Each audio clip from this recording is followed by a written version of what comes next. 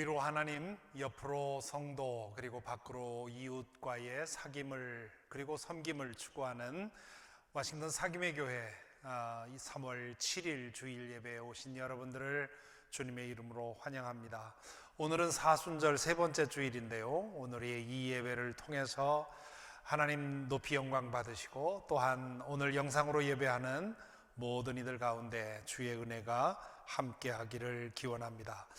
일어설 수 있는 분들 일어나셔서 찬송 635장 주기도송으로 주님께 영광 돌리겠습니다.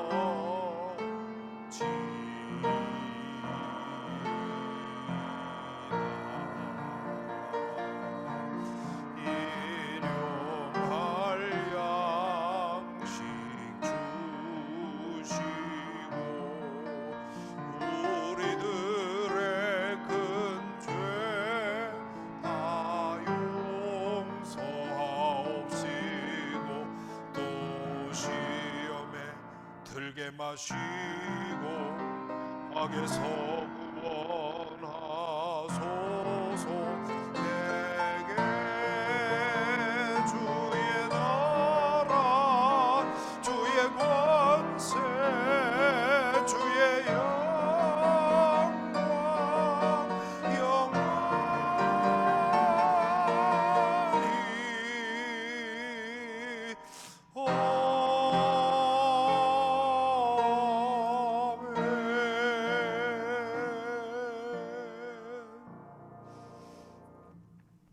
예배의 부름을 위해 잠시 고개 숙여주시기 바랍니다. 여호와여, 내가 깊은 곳에서 주께 부르짖었나이다. 주여, 내 소리를 들으시며 나의 부르짖는 소리에 귀를 기울이소서. 여호와여, 주께서 죄악을 지켜보실진대 주여 누가 서리이까. 그러나 사유하심이 주께 있음은 주를 경외하게 하심이니이다. 나 곧 내 영혼은 여호와를 기다리며 나는 주의 말씀을 바라는도다. 파수꾼이 아침을 기다림보다 내 영혼이 주를 더 기다리나니 참으로 파수꾼이 아침을 기다림보다 더하도다. 이스라엘아, 여호와를 바랄지어다. 여호와께서는 인자하심과 풍성한 속량이 있음이라. 그가 이스라엘을 그의 모든 죄악에서 속량하시리로다. 아멘. 개회 찬송 20장 함께 부릅니다.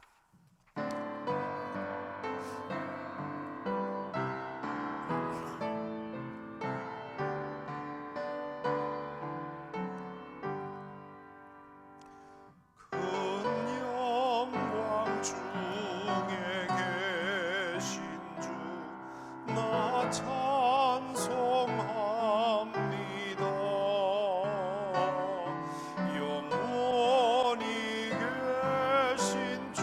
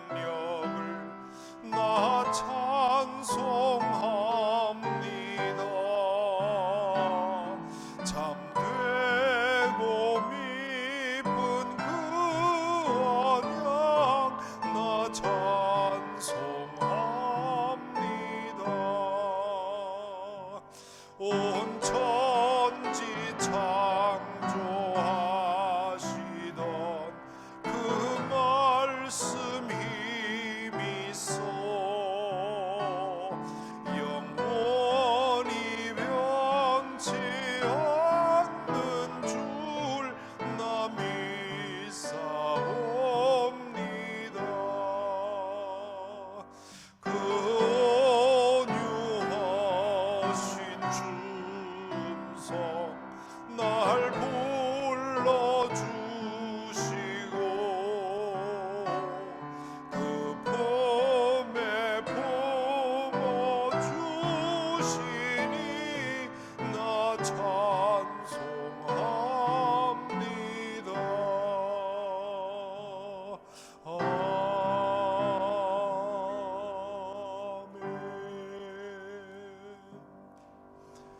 이 시간에는 사도신경으로 우리의 신앙을 고백하겠습니다. 나는 전능하신 아버지 하나님 천지의 창조주를 믿습니다. 나는 그의 유일하신 아들 우리 주 예수 그리스도를 믿습니다.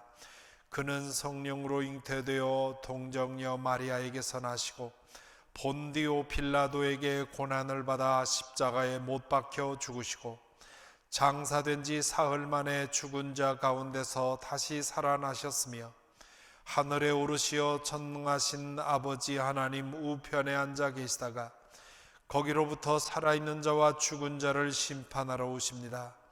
나는 성령을 믿으며 거룩한 공교회와 성도의 교제와 죄를 용서받는 것과 몸의 부활과 영생을 믿습니다.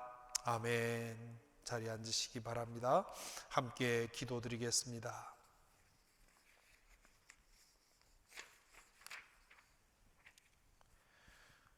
유난히 춥고 눈비가 많았던 겨울이 지나고 햇살 가득한 봄날이 찾아왔습니다. 피조 세계에 드러난 주님의 영광은 참으로 놀랍고 신비합니다.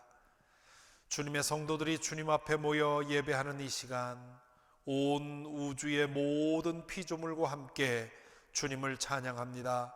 주님을 높입니다. 이 시간 저희의 찬양과 경배를 통해 주님 높임 받으시옵소서. 마음을 다해 주님을 예배하는 이들의 심령에 하늘의 은총을 부어 주옵소서. 겨울의 냉기를 몰아내고 봄날의 따뜻한 기운이 찾아오듯, 밤의 어둠을 밀어내고 낮이 찾아오듯 세상을 짓누르고 있는 팬데믹의 냉기와 어두움도 밀려나가게 되기를 기도드립니다. 얼마나 더 겪어야 이 환란이 물러나가게 될지요. 오 주님, 이 환란의 날을 줄여 주옵소서. 환란의 날을 줄이기 위해 고군분투하는 모든 이들을 축복해 주시고 지금 병원에서 사투를 벌이고 있는 모든 이들을 돌보아 주옵소서.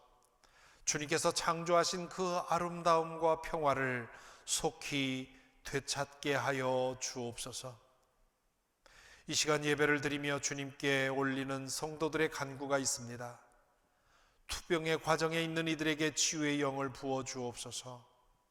경제적인 어려움에 빠져 있는 이들에게 솟아날 길을 열어주시고 활짝 피어날 그날까지 인내할 수 있는 힘을 주옵소서. 영적인 변화와 성장을 간구하는 이들에게 성령의 충만함을 부어 주옵소서. 시험에 빠져 있는 이들이 있다면 그 마음의 빛을 비추어 주옵소서. 모든 문제의 모든 대답이 되신 주님, 예배하는 이들의 자리에 찾아가 주시고 말씀하여 주옵소서. 주님의 교회를 위해 기도드립니다. 주님께서 세우신 교회이니 주님께서 이끌어 가실 줄 믿습니다. 위로는 하나님과 옆으로는 성도들과의 깊은 사귐에 이르도록 이끌어 주시고 그렇게 한 몸 되어 밖으로 이웃을 섬기는 교회 되게 하여 주옵소서. 영어 목회와 선교 사역을 위해 새로운 사역자를 찾고 있습니다. 주님께서 예비해 두신 줄 아오니 주님의 길로 저희를 이끌어 주옵소서. 선교지와 선교사들을 기억합니다. 멕시코 유카탄 반도를 주님 앞에 올립니다. 남아공 케이프타운과 우스터를 주님께 올립니다. 아리조나 호피 원주민을 주님 앞에 올립니다. 기니를 위해 중보합니다. 주님의 눈물이 있는 곳, 그곳에 저희의 눈물이 있기를 원합니다. 그곳에서 섬기는 사역자들을 축복하시고 주님의 뜻을 이루어 주옵소서. 우리를 위해 시간 속으로 들어오셔서 영혼의 문을 열어주신 우리 주님 예수 그리스도의 이름으로 기도 올립니다. 아멘.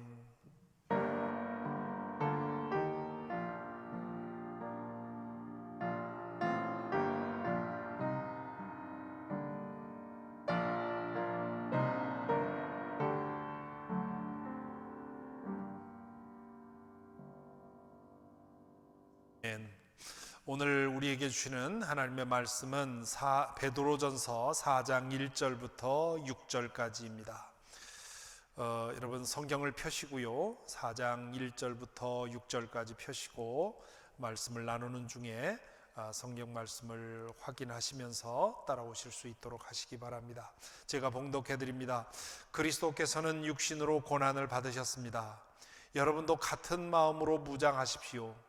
육신으로 고난을 받은 사람은 이미 죄와 인연을 끊은 것입니다.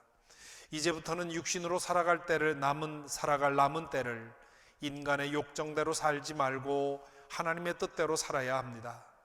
여러분은 지난날에 이방 사람들이 하고 싶어하는 일을 하였으니 곧 방탕과 정욕과 술 취함과 환락과 연회와 가증스러운 우상 숭배에 빠져 살아왔습니다. 그것은 지나간 때로 충분합니다. 그들은 여러분이 자기들과 함께 그런 지나친 방종에 빠지지 않는 것을 이상히 여기면서 여러분을 비방합니다. 그들은 산 사람과 죽은 사람을 심판하실 분에게 사실을 죄다 아뢰어야 합니다. 죽은 사람들에게도 복음이 전해진 것은 그들이 육신으로는 모든 사람이 심판받는 대로 심판을 받으나 영으로는 하나님을 따라 살게 하려는 것입니다. 이것은 주님의 말씀입니다.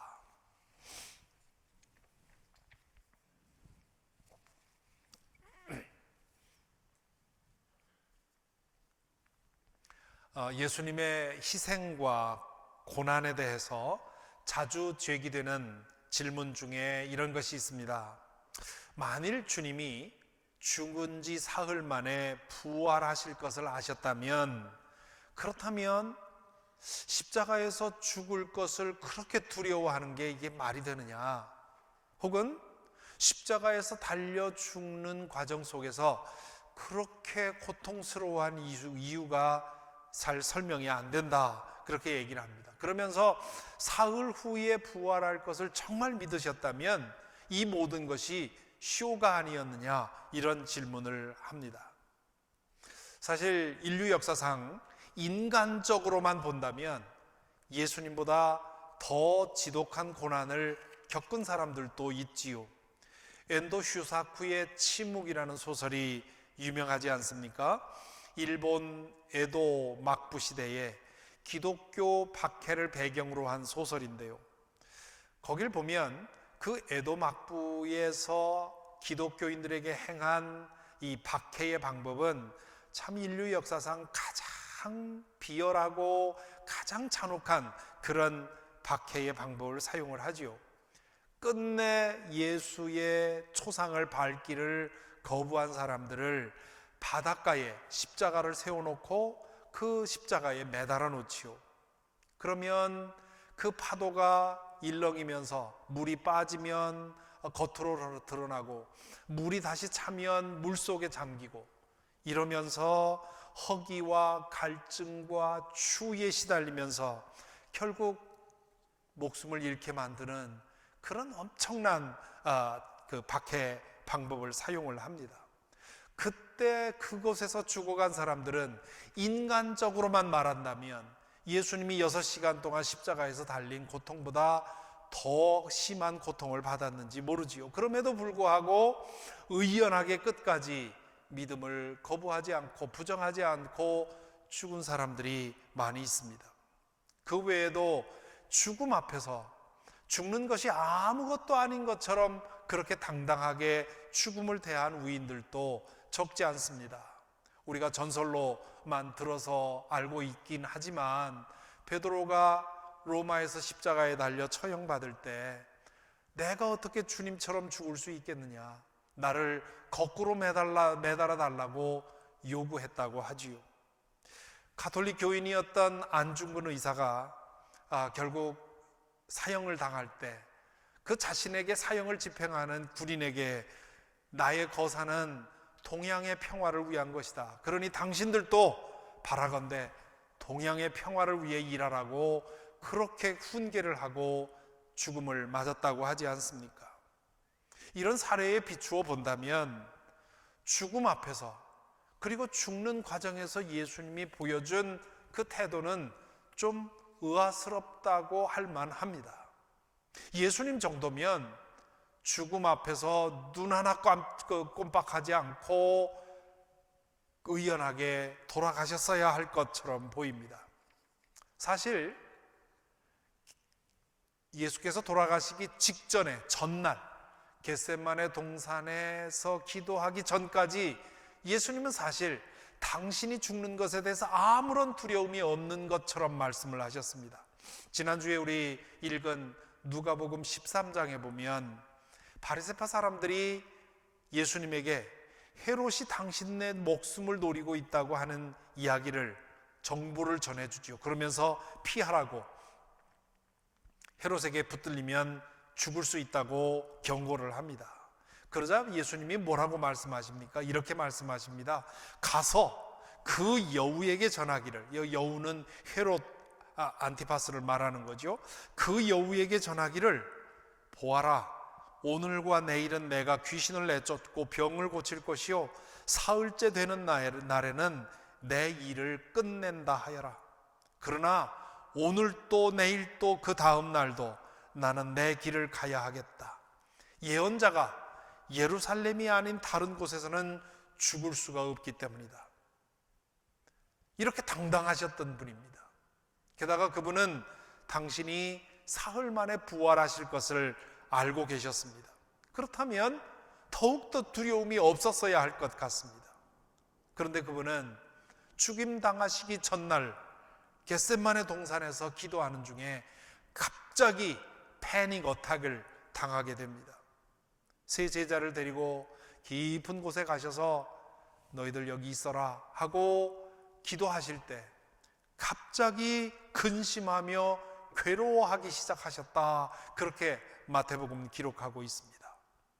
그러면서 제자들에게 뭐라고 하시느냐 하면, 내 마음이 괴로워서 죽을 지경이다. 그러니 너희는 여기 있어서 깨어서 기도하라고 말씀을 하시지요. 그리고는 어떻게 됐습니까? 혼자 기도하는 중에 그 죽음을 벗어나기 위해서 땀이 피가 되도록 고투하시지 않았습니까? 그리고 십자가에 달려 운명하시기 전에 엘리 엘리 라마 사박다니, 나의 아버지 나의 아버지 어찌하여 나를 버리십니까? 라고 절규하셨습니다. 사흘 후면 부활하실 것을 뻔히 아시는 분이 이렇게 절규했다는 것은 또 믿어지질 않습니다. 자, 그렇다면 결론은 둘 중에 하나입니다. 예수님이 부활을 진짜는 믿지 않았거나, 부활을 정말 믿었다면 쇼를 한 거나, 둘 중에 하나라는 거지요. 여기에 대해서 뭐라고 대답할 수 있겠습니까? 예수님의 두려움은 죽음에 대한 두려움이 아니었습니다. 그분 개인이 죽음을 당하는 것이었다면 그분은 아무런 두려움 없이 눈 하나 끔뻑하지 않고 죽음을 맞이했을 것입니다. 그분 개인의 죽음의 고통을 겪는 것이었다면 그렇게 몸부림치지 않았을 것입니다. 그분의 두려움과 그분의 몸부림은 모든 인류의 죄값을 당신 한 몸에 받아 그것을 삼키는 과정에서 겪어야 하는 고통에 대한 두려움이었습니다. 20세기 최고의 기독교 지도자라고 하는 존 스토트가 그리스도의 십자가라는 책에서 이 사실을 아주 강력하게 증거합니다. 예수께서 겟세마네 동산에서 갑자기 공황 장애에 빠진 것처럼 두려워하신 이유는 기도 중에 당신이 마셔야 할 고난의 잔에 무엇이 담겨 있는지를 보게 되었다는 것이지요. 그것은 한 개인의 죽음이 아니라 온 인류의 죽음이었습니다. 그러니까 한 개인의 죽음의 값에다가 온 인류의 수를 곱한 정도의 그 절대적인 분량의 고난을 예수님이 담당해야 했다는 말입니다. 그래서 십자가 위에서 나의 하나님 어찌하여 나를 버리십니까? 라고 말씀하시는 이유는 우주의 무게와도 같았던 그 고난을 그분의 인성으로 받아내야 했던 그 고통 때문에 그렇게 하셨다는 것이죠. 그러므로 오늘 읽은 말씀 성경을 보시기 바랍니다. 베드로전서 4장 1절의 첫 문장, 그리스도께서는 육신으로 고난을 받으셨습니다. 이 문장 앞에서 우리는 한참 동안 머물러 있어야 합니다. 그분이 십자가에서 당하신 그 우주와 같은, 우주보다 더 큰 분량의 그 고난을 예수님이 담당하셨다는 것이 느껴질 만큼 머물러 있어야 합니다. 그분의 그 고난에 나의 죄에 대한 대가까지 포함되어 있다는 사실이 느껴질 때까지, 내 죄에 대한 대가까지 거기에 더해졌기에 예수님이 그렇게 고통스러워했다는 사실을 마음속으로 느낄 때까지 우리는 이 말씀을 묵상해 보아야 합니다. 복음이 우리에게 정말 기쁜 소식이 되기 위해서는 우리가 적어도 세 가지를 알아야 합니다. 첫째는 이 우리가 가진 죄의 문제를 해결하지 못하면 우리의 운명이 얼마나 불행한 것인지를 알아야 하고요. 두 번째는 나의 이 죄의 문제를 해결하기 위해서 주님께서 얼마나 큰 고통을 겪으셨는지를 깨달아야 하고요. 세 번째는 그로 인해서 나에게 주어진 구원이 얼마나 놀라운 것인지를 알아야 합니다. 이것을 제대로 느끼는 순간 우리는 십자가 앞에서 무너져 내리게 되지요. 여러분은 그동안 믿어오면서 십자가 앞에서 한 번이라도 두려워 떨었던 적이 있나요? 눈물 흘리며 그 십자가가 나의 죄에 대한 것임을 느껴본 적이 있는가요? 그런 경험이 없다면 아직 예수님의 고난의 무게를 충분히 느끼지 못했다는 뜻일 수 있습니다. 우리가 얼마나 불행한 처지에 있던 존재들이었다는 사실을 인정하지 못하는 것이지요. 예수님께서 우리를 위해서 행하신 일이 얼마나 큰지를, 그리고 그 일로 인해서 우리의 운명이 어떻게 바뀌었는지를 모르기 때문에 십자가를 보아도 덤부덤덤한 것이지요. 이것을 얼마나 절실하게 느끼느냐에, 그리고 그것을 인정하느냐의 정도가 그 사람의 믿음의 정도입니다. 사순절에 우리가 힘써야 할 일이 바로 여기입니다.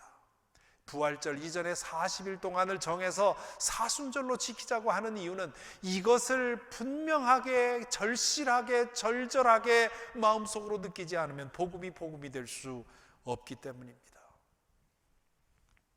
성지순례 10여 년 전에 성지순례에 갔을 때 예수님의 십자가가 세워졌었다고 하는 자리, 거기에 세워진 성묘교회에 가보았습니다. 그 사람들이 거기에 꽉 차 있었는데요, 바로 여기에 예수님의 십자가가 세워져 있었다고 하는 그 자리에 겨우겨우 많은 시간을 기다려서 그 자리에 이르게 되었고, 거기에 무릎 꿇게 되었습니다. 거기에 무릎 꿇고 눈을 감을 때 2000년 전의 시차가 사라지고 바로 예수님이 십자가에 달려 죽으시는 그 자리에 제가 그 자리에 무릎 꿇고 있는 것 같은 경험을 했습니다. 그때 제가 그날 일기에 이런 글을 적었습니다. 십자가가 세워졌다는 그 자리, 그 아래 무릎을 꿇는다. 무릎이 땅에 닿는 순간 온 세상이 내 무릎 닿은 지점에 과거와 미래의 시간이 현재의 시간에 수렴된다. 세상은 온데간데 없고 나 혼자뿐이다. 시간의 흐름은 멈추고 영원의 문이 열린다. 오, 이제야 알겠다. 과거의 사건이 어떻게 오늘에 닿아 있는지, 한 사람에게 일어난 일이 어떻게 모두에게 영향을 미치는지, 어떻게 그것이 나에게 일어난 사건인지, 시간이 열리고 공간이 열리니 이제야 알겠다. 십자가가 세워졌던 자리, 그 자리에 무릎 꿇고 앉으니 그분의 눈물이, 그분의 피가 내 정수리에 떨어진다. 오 주님, 당신은 진실로 저의 주님이십니다. 그렇게 말한 다음 베드로 사도는 오늘 말씀을 보면 이렇게 읽지요. 4장 1절에 보면 여러분도 같은 마음으로 무장하십시오. 이 말씀이 무슨 뜻일까요? 이 말씀과 같은 맥락에서 바울 사도는 이렇게 빌립보서에서 말한 적이 있습니다. 여러분 안에 이 마음을 품으십시오. 그것은 곧 그리스도 예수의 마음이기도 합니다. 베드로가 말한 같은 마음, 바울 사도가 말한 그리스도 예수의 마음, 그 의미는 동일합니다. 하나님의 뜻을 가장 중요하게 두고 그 뜻을 이루기 위해서 낮아지고 섬기고 희생하는 마음, 그 일을 위해서 생명까지도 바치려는 그런 마음, 그런 마음으로 살라, 그런 뜻입니다. 여기서 베드로 사도는 예수님의 고난이 가지는 두 가지 의미를 함께 전하고 있습니다. 첫째, 예수님의 고난은 우리를 구원하신 사건입니다. 그래서 우리는 이렇게 십자가를 세우지요. 또 십자가 목걸이를 만들어서 걸고요. 또 귀걸이로 십자가를 만드는 사람도 있고요. 반지에 십자가를 끼는 사람도 있습니다. 그 모든 것은 내가 주님으로 인해 구원받았다고 하는 고백이지요. 두 번째는 예수 그리스도의 고난은 우리가 닮아야 할 모델입니다. 주님처럼 나도 하나님의 뜻을 가장 앞세우고 하나님의 뜻을 위해, 이웃의 구원을 위해 희생하겠다고 하는 그 고백이 우리 속에 있어야 합니다.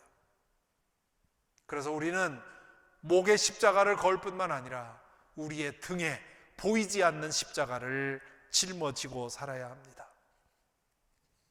오늘의 그리스도인들은 십자가 목걸이, 십자가 귀걸이, 십자가 반지는 좋아하지만 십자가를 지는 것은 싫어합니다. 하나님의 뜻을 위해서 손해보기를, 희생하기를, 오해받기를, 낮아져서 섬기기를 원치 않습니다. 반면에 하나님의 능력으로 이익 보기를, 희생당하지 않기를, 인정받기를, 높아지기를 원합니다. 믿음의 진가는 하나님을 위해 얼마나 희생할 수 있느냐에 의해 확인됩니다. 믿음의 깊이는 하나님을 위해 얼마나 희생할 수 있느냐에 의해 판가름 납니다. 정말 하나님이 내 속에 계시다고 하는 것을 증거하려면 내가 얼마나 많은 돈을 벌었느냐를 말할 것이 아니라 하나님을 위해서 얼마나 많은 돈을 내어드렸느냐를 말할 수 있어야 합니다. 제가 신뢰하는 신앙인들은 하나님을 위해서 포기한 것이 많을수록 저는 그런 분들에게 존경이 가고 신뢰가 갑니다. 몇 년 전에 우리 교회에 오셔서 간증을 했던 닥터 스테펜 윤 같은 분이지요. 그분은 미국에서 얼마든지 의사로서 호화롭게 살 수 있었던 분인데 모든 것을 포기하고 북한에서 지금 10여 년째 장애인들을 채활하는 그 일을 위해 헌신하고 있습니다. 그 믿음이 진짜가 아니고는 그런 포기할 수가 없지요. 그러면서 베드로 사도가 계속 있는 말이 있습니다. 4장 1절에 보면 육신으로 고난을 받은 사람은 이미 죄와 인연을 끊은 것입니다. 예수님의 십자가의 은혜로 구원을 체험한 사람, 그래서 예수님이 절대가 되고 그래서 예수님을 위해서라면 무엇이든 포기할 수 있는 사람은 그 사람은 더 이상 죄에 대해서 미련이 없습니다. 그런 사람이 죄를 짓는다고 하는 건 불가능합니다. 십자가를 등에 지고 있는 한 죄를 탐할 수도 없고요, 죄를 즐길 수도 없습니다. 반면에 십자가를 목에 걸기만 한 사람들은, 혹은 십자가를 귀걸이로만 장식품으로 사용한 사람들은, 그런 사람들은 예수를 믿는다고 하면서도 죄의 유혹에 쏠리고 죄를 즐기고 죄를 누리게 됩니다. 그것은 진짜 믿는 것이 아닙니다. 그래서 사도는 계속해서 이렇게 권면하지요. 4장 2절 3절 보시기 바랍니다. 2절 3절 보면 이제부터는 육신으로 살아갈 남은 때를 인간의 욕정대로 살지 말고 하나님의 뜻대로 살아야 합니다. 여러분은 지난날에 이방 사람들이 하고 싶어하는 일을 하였으니 곧 방탕과 정욕과 술취함과 환락과 연회와 가증스러운 우상 숭배에 빠져 살아왔습니다. 그것은 지난 때로 충분합니다. 믿지 않는 사람들, 하나님을 모르는 사람들은 그저 우리의 욕망이 끌리는 대로 살아갑니다. 다른 사람들 다 하는 대로 나도 그렇게 따라가게 되지요. 그렇게 살면 결국은 방탕하게 살게 되고요, 정욕을 만족시키는 것이 목적이 되고요, 술에 취하고 환락을 추구하고 거나하게 먹고 즐기고 우상 숭배하고 이렇게 빠지는 것입니다. 여러분, 이 리스트를 보면 범법이라 할 만한 것은 하나도 없습니다. 이 중에 어느 것도 법을 걸어서 고소할 수 있는 게 없습니다. 방탕한 것, 정욕을 만족시키기 위해 사는 것, 술에 취하는 것, 환락을 추구하는 것, 거나하게 먹고 마시는 것, 이거 탓할 사람 없습니다. 그냥 우리 사회에서는 뭐 그래도 상관없다고 생각을 하지요. 그런데 이게 왜 문제입니까? 덫으로 새나 어떤 사냥을 해본 분들은 아마 충분히 이해하실 것입니다. 덫으로 짐승을 잡는 방법은 별것 아니라고 생각하도록 유인하는 겁니다. 괜찮다고 생각하고 한 걸음 한 걸음 하나하나 먹다가는 결국 덫에 걸리는 거죠. 죄가 그렇습니다. 이건 괜찮겠지, 혹은 이 정도는 뭐 괜찮겠지, 그런 마음으로 시작을 하다가 결국 완전히 사로잡히는 것이지요. 베드로 사도는 지나간 때로 충분합니다. 여러분이 그동안 누린 것으로 죄는 충분합니다. 그러니 인연을 끊으십시오, 단호하게 말씀합니다. 이 코로나 사태 팬데믹 가운데 우리 모두가 경험하고 있는 것 있지 않습니까? 과거에는 그런 것 없이는 살 수 없을 줄 알았는데 그런 거 없이도 능히 살 수 있는 것들이 많았던 겁니다. 지금 돌아보면 왜 그렇게 허비하고 살았는지 생각되지 않습니까? 만약에 지금 이 팬데믹이 끝나면 다시금 전처럼 똑같이 허비하며 살겠다고 생각한다면, 그렇다면 하나님께서 이 팬데믹을 우리에게 허락한 그 의미를 흘려버리는 것입니다. 이 팬데믹 기간 동안에 우리의 과거의 생활과 지난 1년 동안의 생활을 비교해 보면서 없이도 능히 살 수 있었던 것 기법하고, 그리고 앞으로 더욱더 하나님의 뜻을 위해 살아가겠다고 결심하는 것, 이것이 우리 믿는 사람들의 태도라고 생각을 합니다. 이렇게 인간의 욕정대로 살지 않고 하나님의 뜻으로 사는 사람들, 이게 바로 우리 그리스도인들입니다. 그럼 이렇게 살면 이 세상에서 어떤 대접을 받을까요? 사람들로부터 칭찬받고 존경받고 인정받을까요? 현실은 그 반대입니다. 베드로전서 4장 4절 보십시오. 그 다음 이어지는 4절에 보면 그들은 여러분이 자기들과 함께 그런 지나친 방종에 빠지지 않는 것을 이상히 여기면서 여러분을 비방합니다. 하나님의 뜻을 따라, 그리스도의 모범을 따라 낮아지는 길, 섬기는 길, 희생하는 길, 양보하는 길을 따라 살다 보면 이 세상 사람들이 그것을 보고 두 가지 반응을 보인다는 겁니다. 첫째는 이상히 여기는 겁니다. 왜 저러나 이유를 이해하지 못하지요. 예수 그리스도의 희생도 알지 못하고 믿는 이들에게 주어진 영원한 유업도 알지 못하기 때문에 이 세상에서 저렇게 사는 것이 이해가 되지 않는 겁니다. 그리고 두 번째는 이해하지 못할 뿐만 아니라 때때로 비방합니다. 왜 그렇습니까? 그 사람 때문에 내 불의가 드러나기 때문에 비방하는 것이죠. 왜 우리처럼 살지 않느냐고 비방합니다. 과거에 제가 알았던 초등학교 교사의 생각이 납니다. 그분은 처음 교사로 부임할 때 마음속에 다짐을 했죠. 내가 절대로 촌질은 받지 않겠다. 모든 아이들을 동등하게 대우하기 위해서 절대로 촌질은 받지 않겠다고 하나님과 약속하고 이제 부임을 했습니다. 그래서 부임한 후에 실제로 그렇게 행동을 했죠. 부모님들이 촌지를 주면 다시 아이에게 주어서 노트를 써서 감사합니다만 사양합니다. 써서 돌려보냈다는 거죠. 그랬더니 동료 교사들이 비난하는 겁니다. 너만 그러면 우리 다 나쁜 놈 되는 거 아니냐?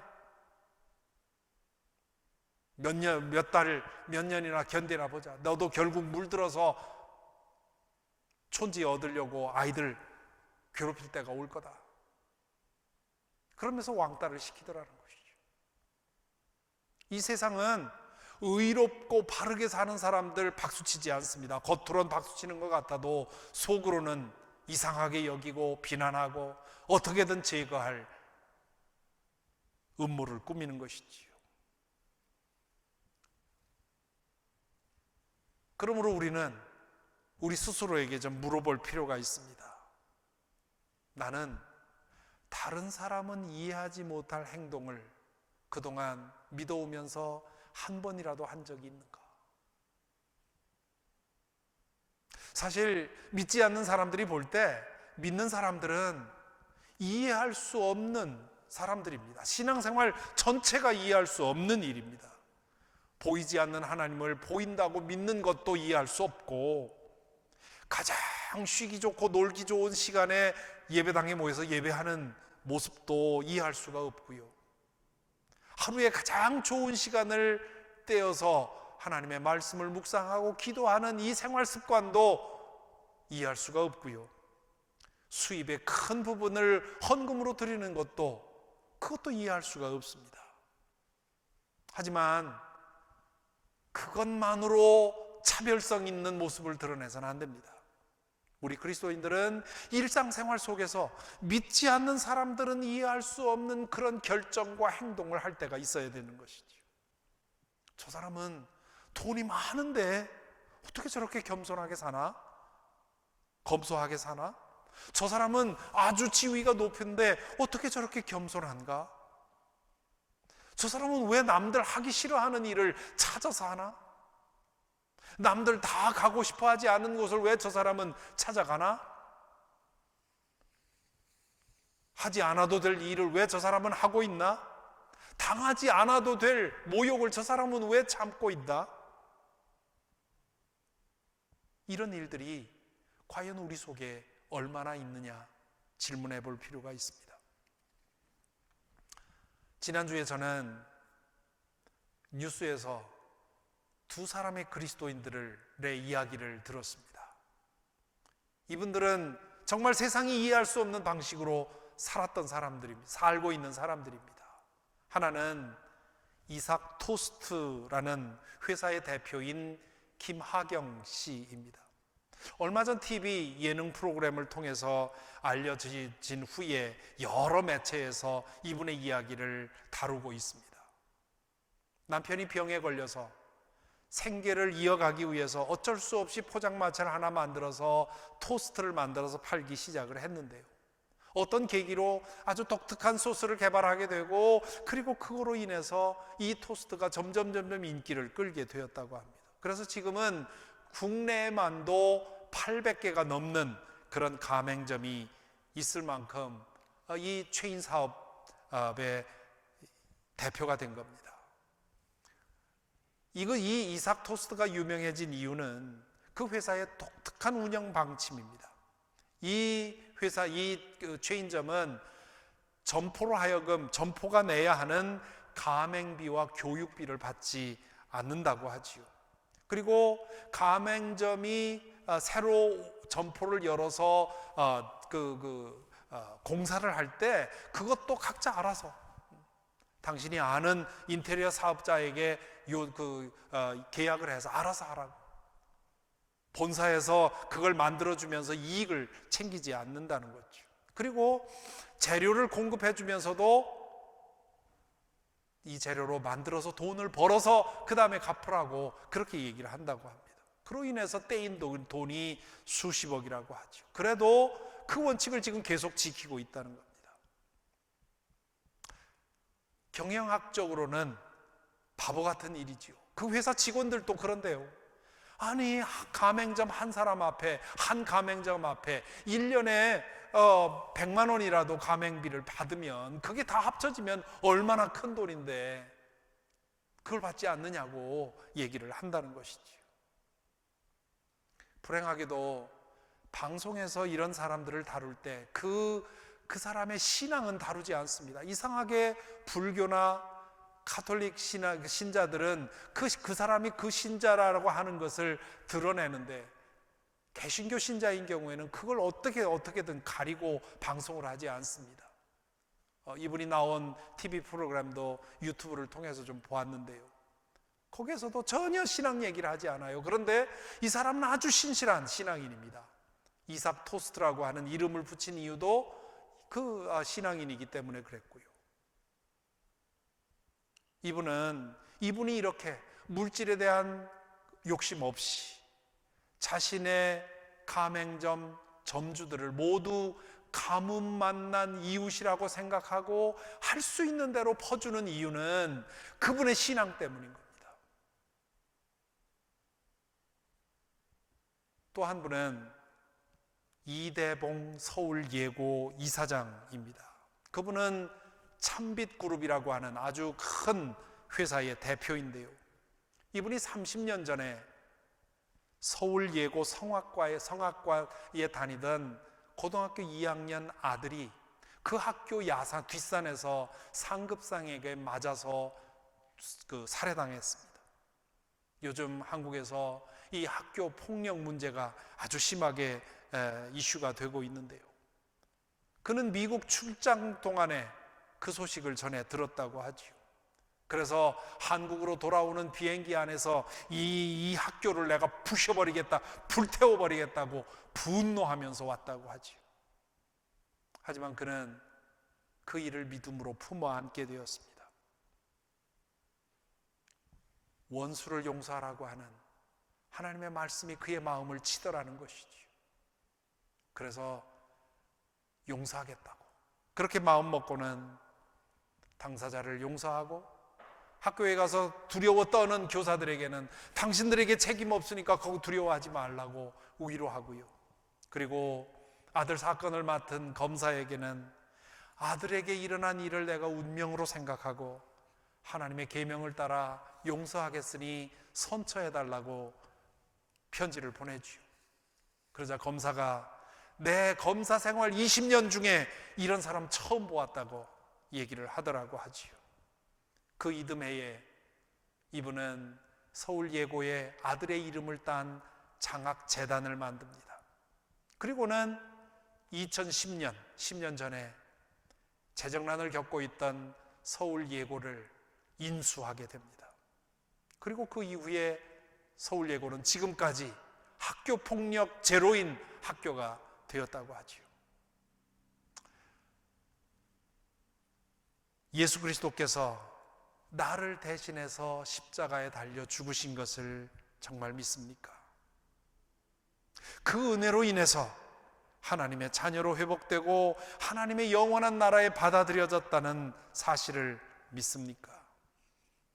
이 세상에서 가지고 누리는 것과는 비교할 수 없는 영원한 유업이 우리에게 약속되어 있다는 것을 믿습니까?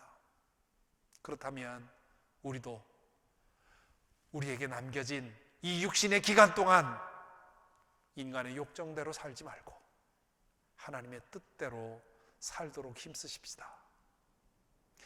죄와의 인연이 저절로 끊어질 만큼 그리스도를 따라 살아가십시다. 사실 죄로부터 벗어나는 길은 죄와 싸우는 데 있지 않습니다. 죄의 유혹과 싸우면 그 죄의 유혹은 점점 더 심해지고 더 강해지게 되어 있습니다. 죄를 무시하고 예수 그리스도를 더 가까이 따르면 저절로 죄가 싫어지고 인연이 끊깁니다. 그렇게 되면 믿지 않는 사람들은 이해할 수 없는 일들이 우리에게서 더 많아질 것입니다. 그것이 오늘 우리가 담당해야 할 고난이고요. 그것이 오늘 우리가 져야 할 십자가고요. 그것이 오늘 우리가 당해야 할 순교입니다. 오늘날도 박해받는 곳에서 얼마나 많은 사람들이 믿음을 위해 순교하고 있습니까? 오늘 이 땅에서, 순교가 없는 이 땅에서 우리가 살아갈 때 어떻게 하면 매일매일 예수 그리스도의 뜻을 따라 낮아지고 섬기고 희생하며 헌신하는 삶을 살 수 있을까? 이것이 매일매일 우리의 기도가 되어야 할 것이고 우리의 삶을 통해 열매 맺어져야 될 줄로 믿습니다. 이 은혜가 저와 여러분에게 이 사순절 기간 동안에 더 풍성하게 맺히는, 그래서 십자가를 바라볼 때 우리의 마음이 뜨겁고, 그리고 우리 등에 진 십자가를 통해서 세상은 이해할 수 없는 그런 일들이 우리에게서 더 많아질 수 있도록, 우리 교회가 세상은 이해할 수 없는 그런 일들을 행하는 교회가 될 수 있기를 간절히 기원합니다. 기도하겠습니다. 이 시간 묵상 가운데 예수 그리스도의 십자가를 생각해 보십시다. 이 십자가가 우리에게 구원이었다는 사실을 우리 마음속에 뜨겁게 믿고 고백합니까? 이 십자가를 또한 지기 위한 그런 결단이 우리에게 있습니까? 그동안 살아오면서 예수 그리스도의 십자가의 은혜 때문에 나의 것을 내어놓는 그런 이해할 수 없는 일들이 우리에게 얼마나 있었습니까? 이 시간 기도할 때 주님, 십자가의 은혜를 좀 더 분명히, 좀 더 절절하게 느끼게 하여 주옵소서. 그리하여 이 십자가의 은혜로 말미암아 우리 십자가를 등에 지고 살아가게 하여 주옵소서. 죄와의 인연이 끊어질 만큼 주님과 함께 동행하게 하시고, 죄에 대한 맛이 완전히 사라질 만큼 거룩함을 맛보게 하시고, 그리하여 세상은 이해할 수 없는 그런 삶의 열매가 우리에게 있게 하옵소서. 우리 함께 기도하십시다.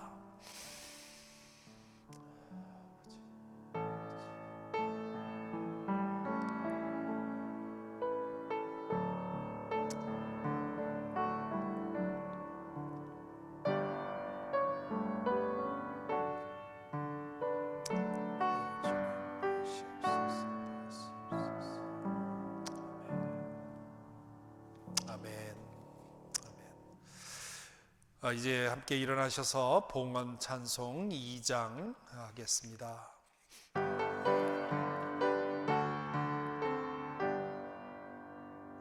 찬양 성부 성자 성령 성삼위일체께 영원 무궁하기까지 영광을 돌리세 영광을 돌리세 아멘.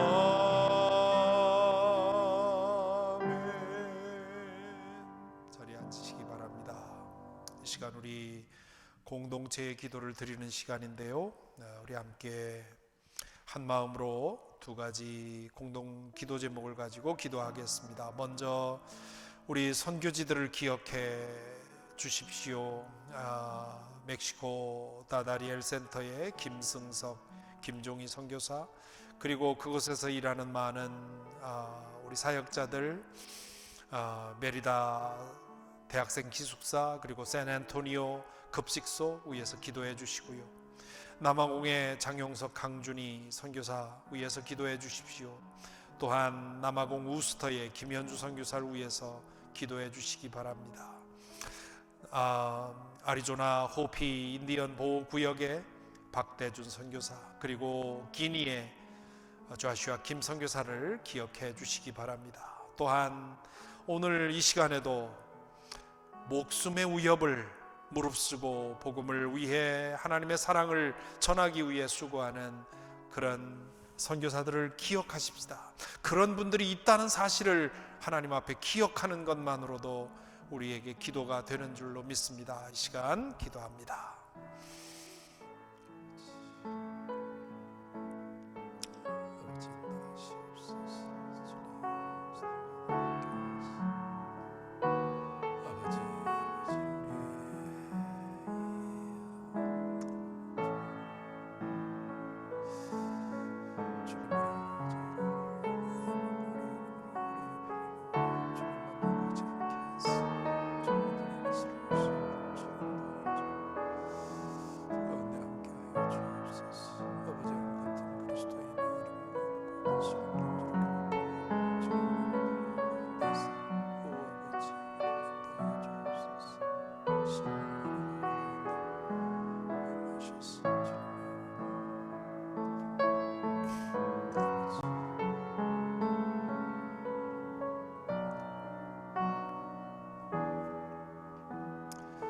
이 시간은 우리 교회를 위해 기도합니다. 우리 교회가 이 팬데믹 기간 중에 우리 교우들 한 분 한 분의 믿음을 지켜주셔서 어려운 중에도 믿음을 지키게 하시고, 아니 오히려 이 기간 동안에 내가 하나님을 더 깊이 만났다고 하는 고백이 있을 수 있도록 우리 성도들의 믿음을 지켜주시기를 위해서 기도해 주시고요. 또한 투병하는 이들을 기억해 주시기 바랍니다. 이 항암 치료 중에 있는 이들이 있습니다. 주님께서 그들 가운데 치유의 은혜를 베풀어 주시기를 위해서 기도하십시다. 또한 우리 학교에서 공부하고 있는 우리 자녀들을 기억해 주시고요. 또한 우리 목회자를 구하고 있습니다. 우리 선교 목사님과 또한 ES 목사님, 이제 주님께서 주님의 방식으로 우리를 인도하여 주시기를 위해서 이 시간 함께 기도하십시다. 기도하겠습니다. 아버지, 아버지의 교회를 축복하시고 주옵소서. 주님의 종을 잡으셔서 만들어 주옵소서. 아버지 하나님 만나 주옵소서. 주 예수님께서 우리 가운데 주님의 나를 주시도록 주여 잡아주시옵소서. 주님 이끌어 주옵소서. 주 예수님 우리와 함께 하시고 아버지 하나님 잡아주시고 주옵소서. 주님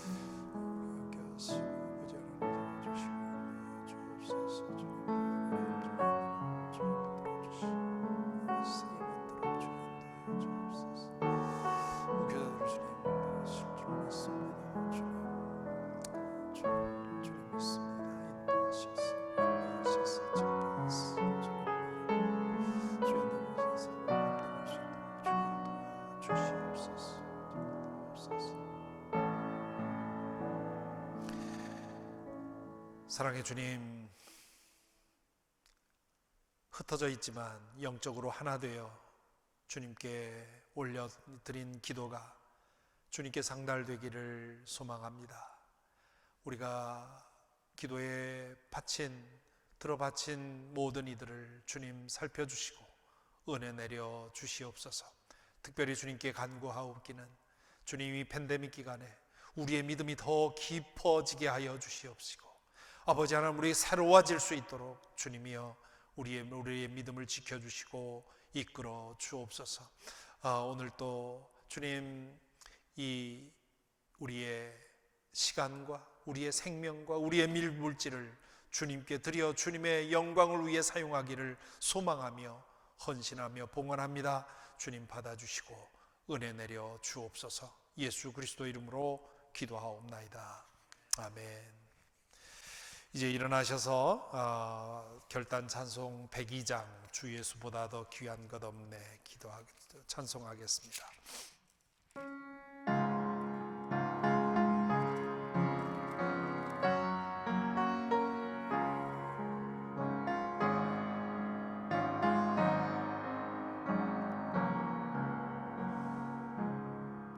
주 예수보다 더 귀한 것은 없네. 이 세상 크기와 바꿀 수 없네. 영 죽은 내 대신 돌아가신 그 놀라운 사랑 잊지 못해. 세상 즐거움 다 버리고 세상 자랑 다 버렸네. 주 예수보다도 귀한 것은 없네. 예수밖에는 없네. 주 예수보다도 귀한 것은 없네. 이 세상 명예와 바꿀 수 없네. 이전에 즐기던 세상 일도 주 사랑하는 마음 뺏지 못해. 세상 즐거움 다 버리고 세상 자랑 다 버렸네. 주 예수보다도 귀한 것은 없네. 예수밖에는 없네. 주 예수보다도 귀한 것은 없네. 이 세상 행복과 바꿀 수 없네. 유혹과 핍박이 몰려와도 주 섬기는 내 맘 변치 않아. 세상 즐거움 다 버리고 세상 자랑 다 버렸네. 주 예수밖에 귀한 것은 없네. 예수밖에는 없네.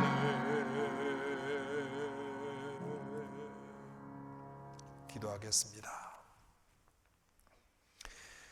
이제는 우리 주 예수 그리스도의 은혜와 아버지 하나님의 크신 사랑과 성령의 감동, 감화하신 은총이 예수 그리스도의 십자가의 은혜를 바로 깨달아 우리 등에 십자가를 지고 주님의 뜻을 따라 주님의 마음을 닮아 살아가기를 결단하는 모든 이들 위해 함께하여 주시옵기를 간절히 축원하옵나이다.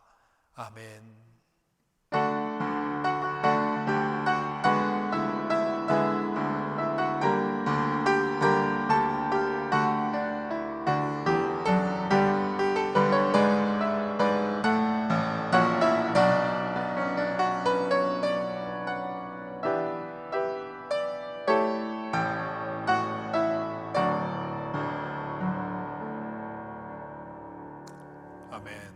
감사합니다. 자리에 앉아 주시기 바랍니다. 몇 가지 알리는 말씀 드립니다.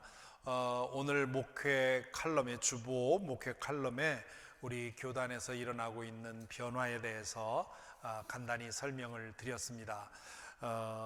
그 읽어보시고 또 더 많은 정보가 필요한 분들은 거기 있는 대로 정보를 찾아보시고, 무엇보다도 우리 교단이 이 모든 것을 통해서 변화되고 갱신될 수 있도록, 나뉘는 것은 뭐 어쩔 수 없는 일이라 하더라도 이걸 계기로 좀 순수해지고 또 여러 가지 그 낡은 제도와 조직 같은 것도 변화될 수 있도록 그렇게 기도해 주시고, 또 우리 교회도 한 마음이 되어서 그렇게 이 모든 과정을 지날 수 있도록 서로 인정하고 서로 존중하는 그러한 교회가 될 수 있도록 우리를 위해서 기도해 주시기 바랍니다. 내일 오후 7시에 정기 임원회로 모입니다. 교회 임원들께서는 줌으로 참여해 주셔서 우리 2달 만에 한 번씩 모이는 임원회를 통해서 우리 교회 여러 가지 일들을 준비해 주시고요. 특별히 이번 임원회에서는 이 4월달 부활절과 그 이후에 어떻게 부분적으로 대면 예배를 열어갈 수 있을 것인가 하는 것에 대한 의견이 나누어져야 되니까요. 위에서 기도해 주시기 바랍니다. 다음 주일은 서머타임 시작되는 주일입니다. 이번엔 좀 일찍 시작이 되는데 기억해 주시고요. 3월 29일부터 4월 3일까지가 고난주간인데요. 이번 고난주간에는 우리 새벽 기도회로 모이겠습니다. 작년에는 모이지 않았는데 지금 이제 우리 교우들 가운데 백신 맞은 분들도 점점 많아지고 있고요. 또 많이 위험이 줄어들고 있기 때문에, 또 새벽 기도회는 많이 모이지 않기 때문에 전혀 이렇게 감염 위험 없이 듬성듬성 앉아서 기도할 수 있습니다. 그래서 이 고난 주간에 드디어 1년 만에 우리 대면으로 함께 기도하는 시간 갖겠습니다. 이번에는 찬송도 부르고요, 기도도 할 겁니다. 그러나 마스크를 쓴 채로 그렇게 할 테니까 기억해 주시기 바랍니다. 그리고 부활주일 4월 4일인데요. 부활주일에는 드라이브인 커뮤니언, 야외 성찬 예배 플러스 예배를 드리도록 하겠습니다. 그동안에는 성찬만 드리고 갔는데 이날은 예배 순서 전체를 따라서 예배를 드리겠습니다. 12시에 모입니다. 그것은 오전에 우리 CUMC에서 모이기 때문에 12시에 우리 주차장에서 여러분 차에 앉으신 채로 예배 드리는 부활절 예배를 4월 4일에는 드라이브 인으로 드리고요. 그리고 그 다음 주부터는 또 오후 2시에 라이브 스트리밍으로 예배가 진행이 됩니다. 그러니까 지금 토요일에 영상을 찍어서 주일 오전부터 볼 수 있는 것은 부활 주일까지로 아시고 그렇게 미리 준비해 주시기 바랍니다. 그리고 이미 여러 번 말씀드렸지만 우리 데니 정 목사님 이제 6월까지 사역하시고 떠나시기 때문에 영어권 사역자를 찾고 있습니다. 이 영어권, 한인 영어권 사역자를 찾는 것이 쉬운 일이 아닙니다. 여러분 매일 기억하시고 기도해 주시길 바라고요. 또 선교 목사님 파송권도 기억하시고 기도해 주셔서 우리 교우들의 기도의 열매로 두 분의 목사님을 모실 수 있도록 기도해 주시기 바랍니다. 네, 아주 좋은 그런 계절이 왔습니다. 따뜻하고요, 또 햇살도 좋은데 이 기간 동안 건강하시고 그리고 팬데믹이 다 지날 때까지 그렇게 건강을 지키셔서 다시 뵙게 되기를 바랍니다. 한 주일 동안 건강하십시오. 감사합니다.